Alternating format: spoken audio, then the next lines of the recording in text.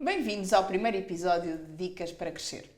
Hoje temos connosco a Filipa Prata, que é a nossa terapeuta ocupacional, e no âmbito do mês de outubro, mês de consciencialização da hiperatividade com déficit de atenção, estamos aqui não só para conhecer um bocadinho melhor o que é a terapia ocupacional, como também para refletirmos sobre estratégias nas quais a terapia ocupacional é mesmo importante na intervenção junto de casos de PHDA.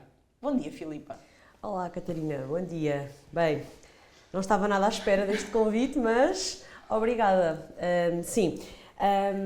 Vamos falar aqui sim um bocadinho do que é a terapia ocupacional, de que forma é que nós podemos ajudar nestes casos em concreto.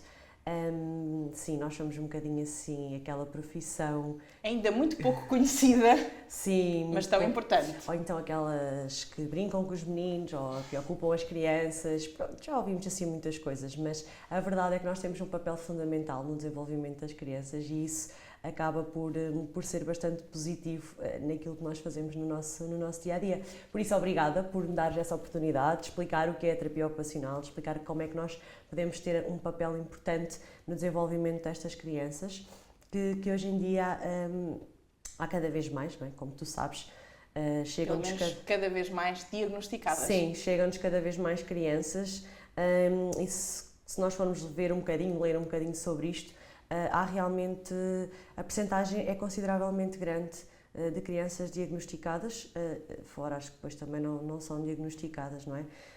Mas sim, há uma grande quantidade de crianças diagnosticadas com perturbação de hiperatividade e déficit de atenção.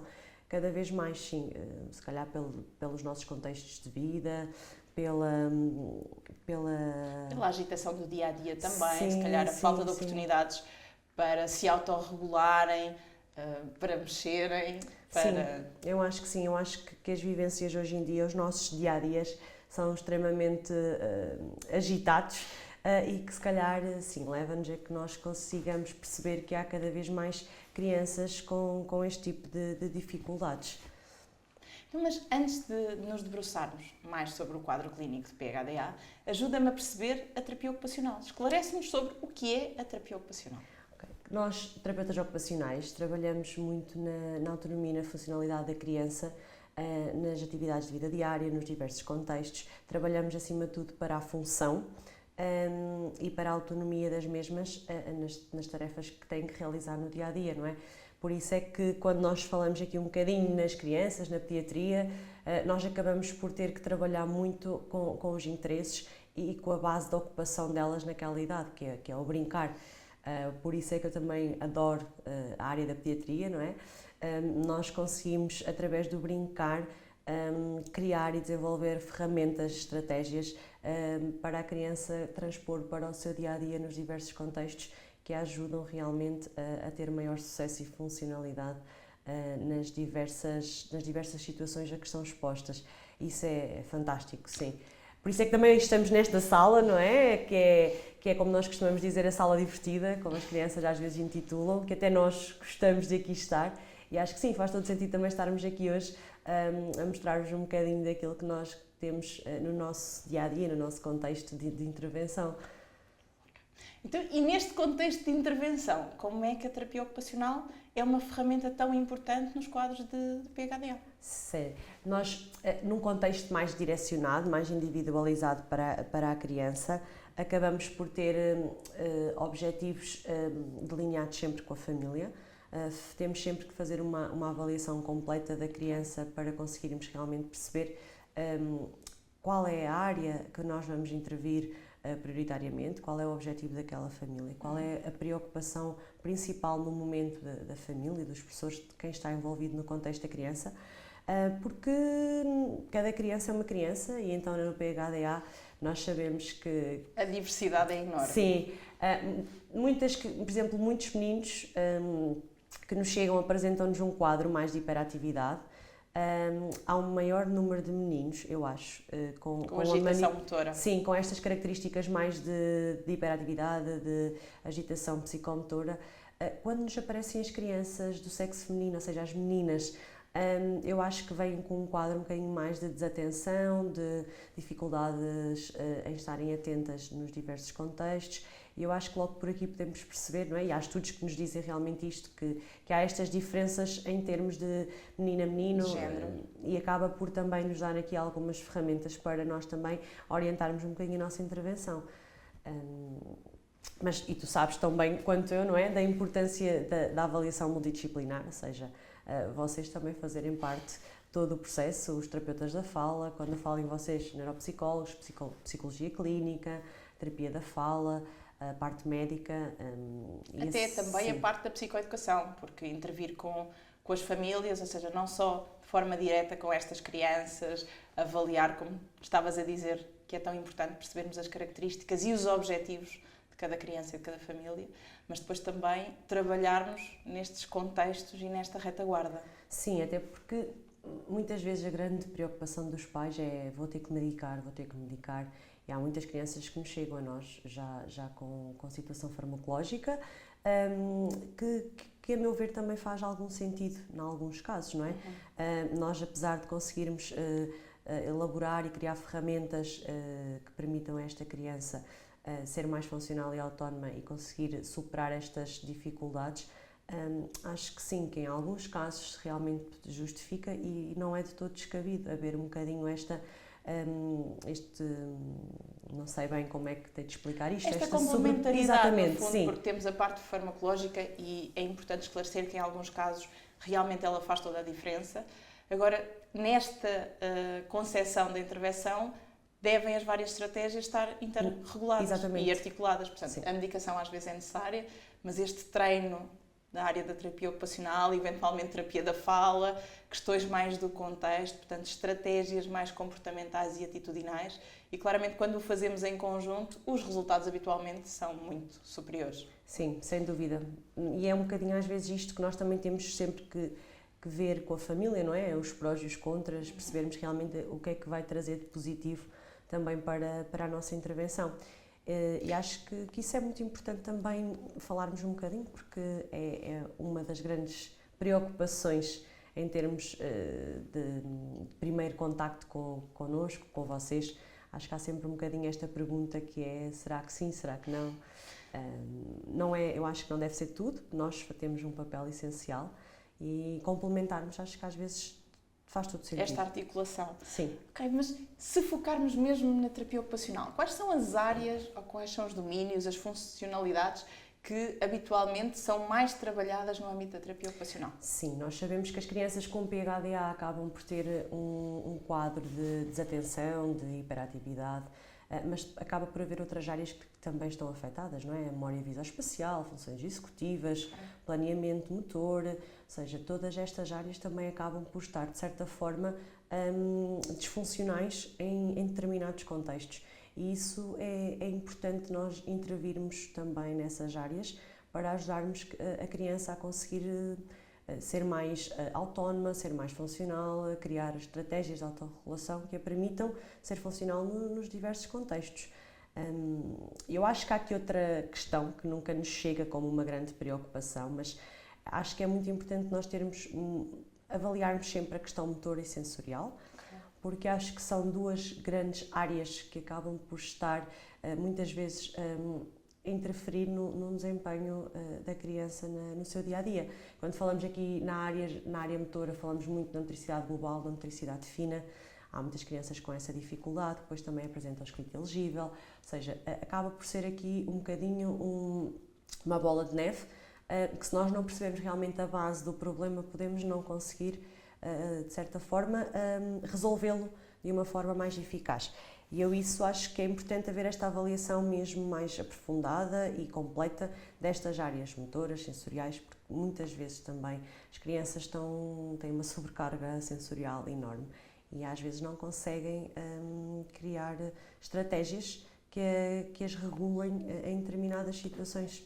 É um bocadinho este alerta que eu também quero deixar, que é estas grandes áreas podem sim estar também a interferir nesse desempenho da criança. Sim, realmente nós hoje vivemos num contexto que sensorialmente é muito mais desafiante e absorvente do que se calhar era há algum tempo atrás. E isso pode ser uma das razões pelas quais estes quadros aparentemente são mais prevalentes. Sim, sem dúvida. Que há menos oportunidade de treinar esta regulação, esta contenção, tão necessária em crianças, mas também em jovens e adultos, porque também nós somos bombardeados diariamente com imensa estimulação. E se olharmos nestas características numa ótica de sinais de alerta, quais são os sinais de alerta a que os pais, os professores, os outros intervenientes do desenvolvimento devem estar atentos? Sim, muitas vezes nós devemos estar atentos a questões como perder o foco de uma determinada tarefa, não conseguirmos manter a atenção até ao fim numa determinada atividade ou em algo que estejamos a desempenhar, ter uma necessidade extrema de movimento, não conseguirmos estar sentados na cadeira, não conseguirem manter-se quietos, balançarem a cadeira, precisarem constantemente se levantar, ou seja, são aqui pequenas coisas no contexto escolar que eu acho que é importante nós estarmos atentos, porque não é uma questão de falta de regras, de falta de educação, é realmente uma desregulação, é realmente uma característica que lhe está intrínseca, não é? E que muitas vezes passa como um menino que é mal educado ou que não tem regras ou que os pais não dão educação. Mas não, temos que realmente perceber bem estes sinais de alerta para saber em que altura e quando é que devemos realmente encaminhar para os profissionais. E eu acho que isso é muito importante, mesmo aquelas crianças que estão no recreio, não conseguem estar numa atividade, a única coisa que elas fazem é correr para trás e para a frente constantemente. Ou seja, há aqui questões que realmente nós devemos estar alerta para saber quando é que devemos realmente referenciar a profissionais das áreas para intervirem realmente nestes contextos. Ok, e tu já falaste um bocadinho por alto, mas em quadros de PHDA, quais são as áreas que devem estar presentes nas equipas multidisciplinares? De acordo com a tua experiência, quais são os profissionais que são realmente relevantes para este trabalho em equipa e articulado? Sim, acho que é importante haver aqui uma articulação extrema e séria realmente entre a neuropsicologia, a psicologia clínica, a terapia ocupacional, muitas vezes também a psicomotricidade. A terapia da fala eu também acho que é muito importante haver também aqui a intervenção por parte destes profissionais. Claro está, também dependendo das características e das necessidades de cada criança. Mas eu acho sempre importante haver uma avaliação destas diferentes áreas para depois realmente nós conseguirmos delinear objetivos e estratégias de intervenção mais adequadas possíveis àquela criança, sim. Claro, fundamental, pais, educadores, todos aqueles que intervêm nos diversos contextos. Por exemplo, sei lá, eu já realizei uma sessão numa atividade extracurricular, ou seja, estava a haver realmente ali uma disfunção na participação daquela criança em determinada atividade e eu no contexto consegui perceber o que é que estava disfuncional, o que é que nós podíamos adaptar ao contexto para que a criança conseguisse realmente ser mais funcional naquela tarefa. E acho que sim, todos os profissionais, todas as pessoas que fazem parte do dia-a-dia da criança com quem estamos a trabalhar, acho que têm que fazer parte do processo, sem dúvida. Falaste há um bocadinho da medicação, portanto, a neuropediatria acaba por ser também uma peça fundamental, mas acrescenta ou reforça esta ideia de trabalhar nos contextos, porque muitas vezes quando há esta questão de nos chegarem à consulta, há um desgaste, portanto é quase aquela ideia de mais uma estratégia, mais uma fonte de intervenção, mas neste trabalho multidisciplinar às vezes é importante também desmistificar que nem sempre é mais. Às vezes é só diferente, ou melhor, é refletir naquilo que pode ajudar a criança e não sobrecarregar os vários contextos. Portanto, esta ideia de conhecer esses contextos, perceber o que funciona ou o que não funciona. Sim, exatamente. E outras estratégias é realmente muito importante. Sim, porque há sempre aquela descrição, ele em casa faz isto, na escola é assim, mas porquê, não é? E nada como irmos ao contexto realmente para percebermos efetivamente o que é que está, o que é que poderá estar na base daquela dificuldade ou na base daquele problema manifestado pela família ou pelo professor. E acho que, sem dúvida, haver esta oportunidade de nós conseguirmos explorar e intervir no contexto, acho que é uma mais-valia, sem dúvida, para a nossa intervenção. Portanto, já nos disseste que, ao âmbito da terapia ocupacional, a intervenção pode ser nesta gestão dos contextos, no aprender a brincar de forma estruturada e quais as brincadeiras que podem ajudar a promover determinada área de funcionamento. De que outras formas é que a terapia ocupacional também pode intervir junto destes quadros? Sim, há aqui pequenas estratégias e dicas, não é? Por isso é que estamos também aqui hoje para falarmos um bocadinho sobre isto, é de que forma é que nós vamos conseguir ajudar estes pais e professores nos diferentes contextos a conseguirem criar estratégias e ambientes funcionais para estas crianças, não é? Há pequeninas coisas que eu acho que qualquer pai pode fazer em casa ou qualquer professor em contexto de escola, como um quadro de rotinas, que é uma coisa muito fácil, mas que ajuda a criança a conseguir organizar o tempo e a sequenciar as tarefas que tem que fazer. Para além de que é uma pista visual, não é? Um quadro de rotinas acaba por recorrer muito aqui à questão da visão e do que é que já fizemos e o que é que não fizemos, e isto é extremamente funcional para este tipo de crianças. Muitas vezes no contexto de escola, quando eles não conseguem estar quietos, há umas bandas que nós podemos pôr nas cadeiras para eles conseguirem estar em movimento de uma forma que não os perturba eles nem à escola, não é? Porque tu sabes. Era o que eu ia dizer, isso não pode ser mais uma fonte de distração? Não, acaba por não ser tanto uma fonte de distração, porque nós até podemos uniformizar isto para o contexto de sala, ou seja, todos os meninos poderem ter a sua cadeira, com a sua banda, com a sua fita e poderem estar a procurar o movimento sempre que precisarem, ou seja, não há ali uma exclusão de o Miguel, a Maria ou o António precisam, então os meninos vão estar constantemente a ver o que é que o Manel e a Maria estão a fazer. Não, ou seja, se todos tivermos esta oportunidade, por que não criar este ambiente uniforme, não é? Em contexto de sala para todas as crianças. Até porque há crianças que não são diagnosticadas e que têm dificuldades em termos de aprendizagem. E na própria regulação. Sim. Não é preciso haver um diagnóstico para haver uma dificuldade, porque a verdade é que muitas vezes nós estamos aqui expectantes do diagnóstico e há crianças que não pontuam para ter determinado diagnóstico, mas também podem beneficiar de algumas estratégias que ajudem a desenvolver esta capacidade de estar mais atento, de conter estes impulsos, portanto, não é só nos quadros diagnosticados. Sim, sem dúvida. Nós próprios, no nosso dia-a-dia, adultos, não é? Temos as nossas ferramentas e estratégias que às vezes já nem damos por elas, mas que nos ajudam também, de certa forma, a regular o nosso dia-a-dia, a regular aqueles momentos de maior ansiedade, de maior exigência. E eu acho que sim, nas crianças é importante haver estas questões, daí haver esta transdisciplinariedade entre áreas e mesmo esta parte de educação para a comunidade é extremamente importante, porque é lá que eles passam a maior parte do dia, não é? Da semana, e nós temos sempre que perceber efetivamente de que forma é que nós conseguimos adaptar o contexto à criança e não a criança ao contexto, não é? Nós não queremos, não é isso que nós pretendemos, e o nosso objetivo sempre é adaptar o contexto à criança, às necessidades efetivas dela. E acho que isso é o mais importante, principalmente na PHDA. Nós conseguimos ver resultados muito bons com estas pequenas dicas.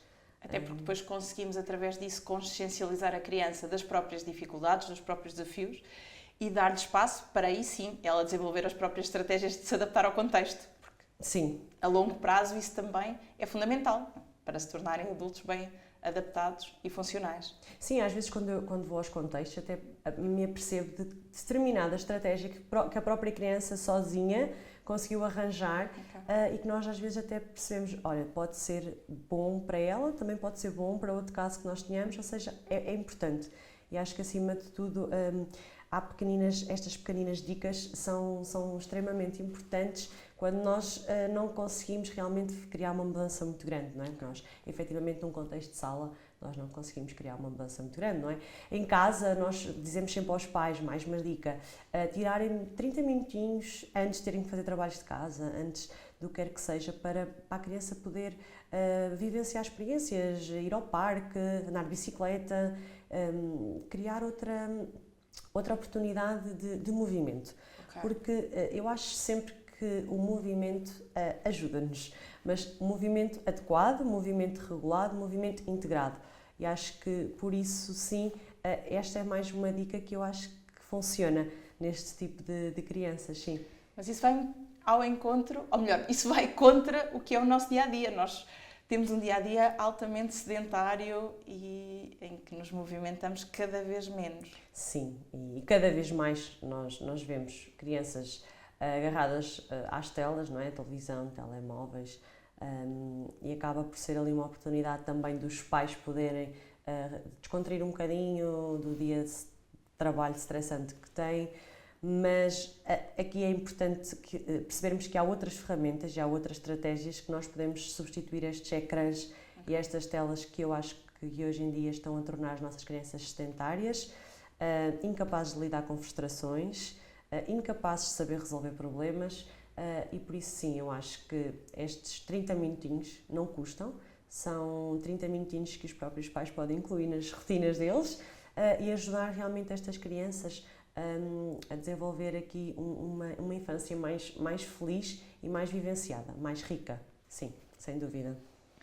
Levantas aqui um desafio, que é como é que nós muitas vezes nas vidas em Tetris, que também nós temos, nós adultos, conseguimos fazer pequenas adaptações e adequações para tornar o nosso dia-a-dia, a nossa oportunidade de estar em família mais funcional e construtiva, e acaba por ser mesmo muito importante nestes contextos que isso aconteça. Realmente é muito difícil muitas vezes para os pais encaixarem aqui este tempo de qualidade com os filhos. Eu acredito que ainda há muitos pais que o conseguem fazer, e sim, esta é uma dica que eu acho extremamente importante para os pais também refletirem um bocadinho no seu dia-a-dia.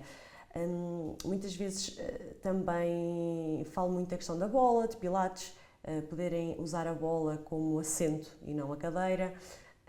Há escolas, salvo erro, uma escola no Norte que até tem um sistema muito dinâmico em termos de sala, dinâmica de sala, ou seja, eles têm uma mesa vertical que permite às crianças, quando não conseguem realmente estar aquele tempo sentadas, levantarem-se e poderem conseguir acompanhar a aula de pé naquela mesa, e isso é extremamente interessante, porque eu acho que depois até as próprias crianças acabam por se organizar entre elas em contexto de sala e saber quando é que podem e não podem usar. Sim, às vezes eu questiono porque é que temos que aprender sentados, mas pronto, eu acho que isto vai ficar para o futuro da nossa aprendizagem e certamente vamos conseguir criar aqui mudanças no nosso sistema, na nossa forma de ver a aprendizagem, e acho que nós não conseguimos agora já mudar tudo, mas conseguimos sensibilizar e refletir sobre outras estratégias que podem ser interessantes e implementar de uma forma transversal. É muito interessante o que tu nos estás a dizer, e nestes quadros de PHDA há um outro ponto que eu não consigo deixar de referir. Realmente, esta autoavaliação de não serem capazes, de dificuldade, de não corresponder aos contextos, muitas vezes a médio e longo prazo traz consequências na autoestima, no autoconceito, na forma como eles se veem e pensam sobre eles próprios. Sim, daí crianças frustradas, crianças infelizes, crianças isoladas, muito a questão do não participar em grandes grupos, deste isolamento social, sim, sem dúvida. Por isso é que nós também não queremos criar esta individualização para aquela criança, mas conseguirmos adaptar o contexto para que a criança se sinta integrada e adaptada naquela situação. Sim, isso acho que é extremamente importante, sim. E agora, nesta ótica de conhecer um bocadinho melhor a Filipa, qual era, ao longo da tua vida, qual é que tem sido a dica para crescer que tu tens posta em prática? Bem, isto é muito curioso, porque eu lembro-me, e isto vai agora aqui em modo de brincadeira, mas eu lembro-me que quando fui para o meu 5º ano, a minha mãe achava que eu precisava ter um método de ensino mais estruturado, porque achava que eu era uma criança extremamente agitada e que precisava de regras, e aquele conceito da criança que realmente quer movimento, que precisa dessa sua liberdade para conseguir estar, sim. É curioso, mas sim, eu na altura lembro-me perfeitamente que fui para um colégio por causa disso mesmo, e hoje em dia eu sou uma pessoa que quem me conhece sabe, eu não paro, não é? A minha vida é andar para trás para a frente, trabalhar, e muitas vezes arranjo esta adrenalina, ou seja, todo este movimento okay. Que eu tanto falei aqui hoje, é aquilo que me regula, ou seja, eu não me imagino a ter um trabalho monótono, a ter algo que não me cause desafios, que não me dê aquela agitação e aquela adrenalina diária. E depois, em cada situação, sim, vou tendo que adaptar ao contexto onde estou inserida e arranjar muitas estratégias de regulação, por exemplo, mexer-me, como está a acontecer hoje, não é? Por ser, se calhar, também algo que para mim é um bocadinho mais desconfortável, estar aqui demasiado séria. Sim, exatamente. Isso às vezes causa-me algum desconforto, então são pequenas estratégias que nós vamos arranjando para nos diminuir o stress e a ansiedade e deixar-nos mais disponíveis e à vontade, sim. Acho que é um bocadinho por aí, sim. É esta a Filipa que não para, sim. Obrigada, Filipa, por teres estado connosco hoje, nos ajudado a perceber um bocadinho melhor realmente o que é a terapia ocupacional e a aplicação que ela pode ter nestes casos, a importância que ela tem em intervir e em potenciar características para chegarmos a níveis de bem-estar e qualidade de vida, porque no fundo é isso que todos nós, Sim. à partida, mais desejamos. Sim, nós queremos crianças felizes e funcionais, acima de tudo, não é? E acho que isso é extremamente importante. E sim, obrigada eu por esta oportunidade, neste bocadinho conseguirmos falar um bocadinho do que é a terapia ocupacional, do que é que nós podemos fazer e ter impacto na vida das nossas crianças no dia-a-dia. Obrigada.